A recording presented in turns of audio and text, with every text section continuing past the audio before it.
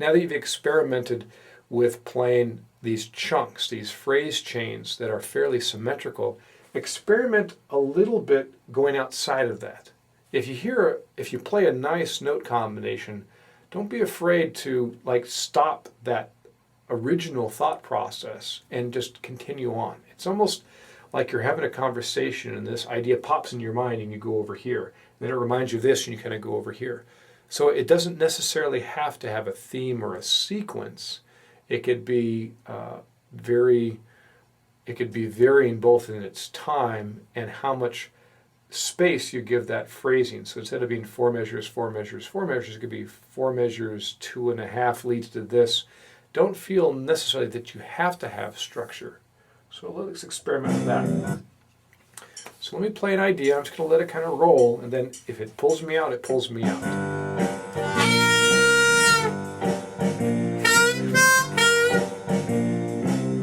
think I'll repeat.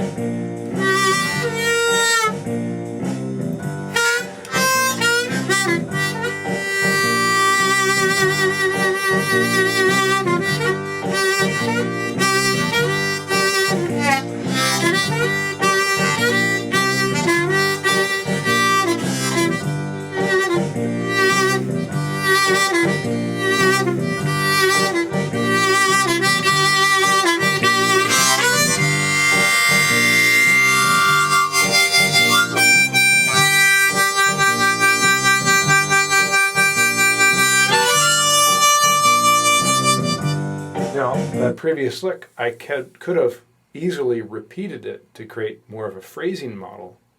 In this case, I held that note and then I continued going up the harmonica.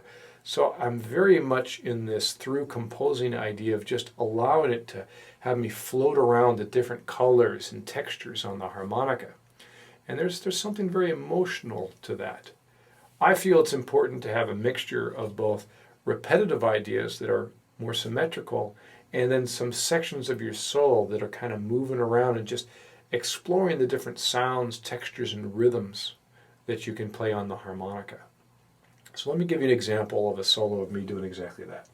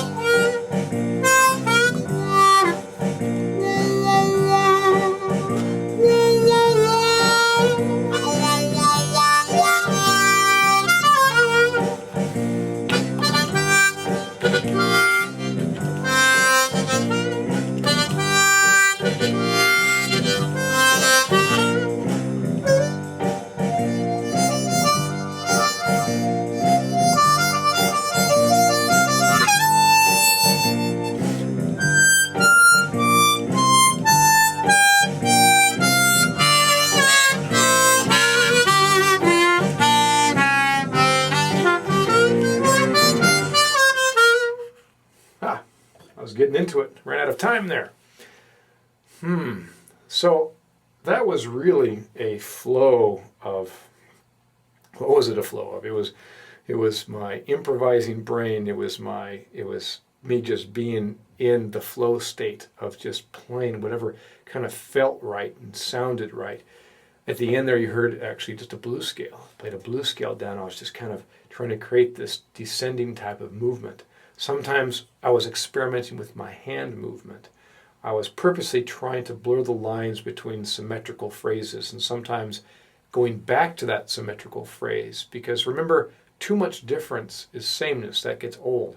So by having some sections that are kind of floating and moving around, balanced by sections that are more symmetrical, it gives the listener some peg points to latch on to, so that they're not always guessing and guessing wrong where you might go. You can give them that satisfaction of, oh, okay, I think he's going to repeat, or he repeated, oh, he changed that idea.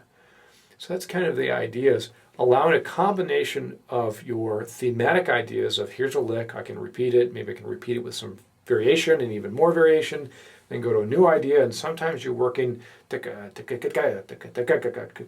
working rhythm, sometimes working little kind of breathing combinations of the harmonic and scales. It's really quite liberating, and the most important thing you could do is to kind of get out of your head and try not to have that judgmental mind as you're playing. Just to allow that sense of self as you're playing, push that aside and really get into the emotional quality of what you're playing and how it is affecting even the other musicians that you're playing. Because they'll even take a cool little hook that you played and then feed that into their part, which will then feed you into this part. And it really becomes quite an interesting conversation to the listener.